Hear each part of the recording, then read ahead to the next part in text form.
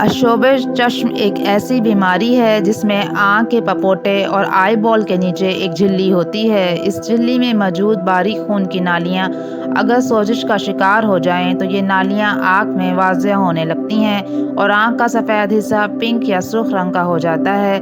इस बीमारी को हम कंजक्टिवाइटिस या अशोब चश्म कहते हैं। वजूहात: आमतौर पर यह एक वायरस से फैलने वाली वबा है, लेकिन ये किसी न किसी एलर्जी या बैक्टीरिया की वजह से भी हो सकता है।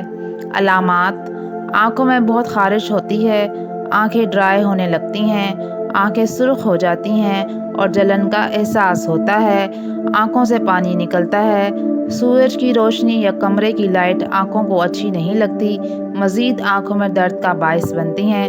कभी कभार आँख से धुंधला आना शुरू हो जाता है और नाक से भी शदीद पानी बहने लगता है।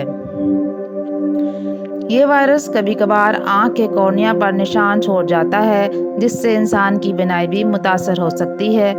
वायरल अशोब चश्म एक ऐसा मर्ज़ है जो कि बहुत जल्द वबा की सूरत इख्तियार कर लेता है और आपके इर्द गिर्द के लोग भी मुतासर होने लगते हैं, इसलिए इसका बरवक्त इलाज बहुत ज़रूरी है।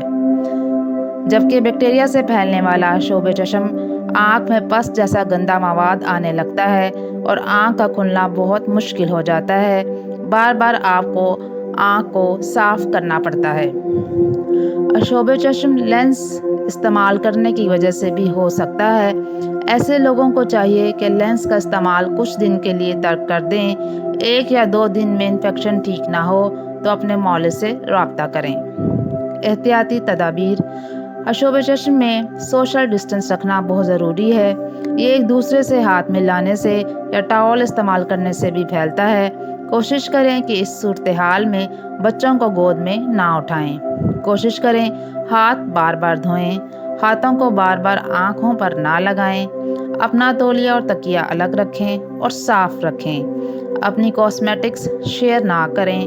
अशोब चश्म में कोशिश करें कि मस्कारे का इस्तेमाल ना करें। आप इन तमाम बातों पर अमल कर लें तो अशोब चश्म की सूरत में भी आप अपने काम पर या स्कूल जा सकते हैं। लेकिन अगर आप लोगों से फासला नहीं रख सकते तो बेहतर है घर पर आराम करें। इलाज: ठंडे पानी के टकोर करें। घर से बाहर निकलते वक्त सन ग्लासेस का इस्तेमाल लाजमी करें। एंटी एलर्जी ड्रॉप्स का इस्तेमाल किया जा सकता है।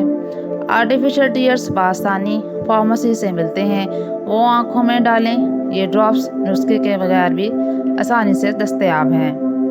अगर बैक्टीरियल इन्फेक्शन है तो एंटीबायोटिक्स भी इस्तेमाल की जा सकती हैं। अगर कुछ दिन तक ये अशोब चश्म ठीक ना हो तो अपने मौलिद से ज़रूर रब्ता करें।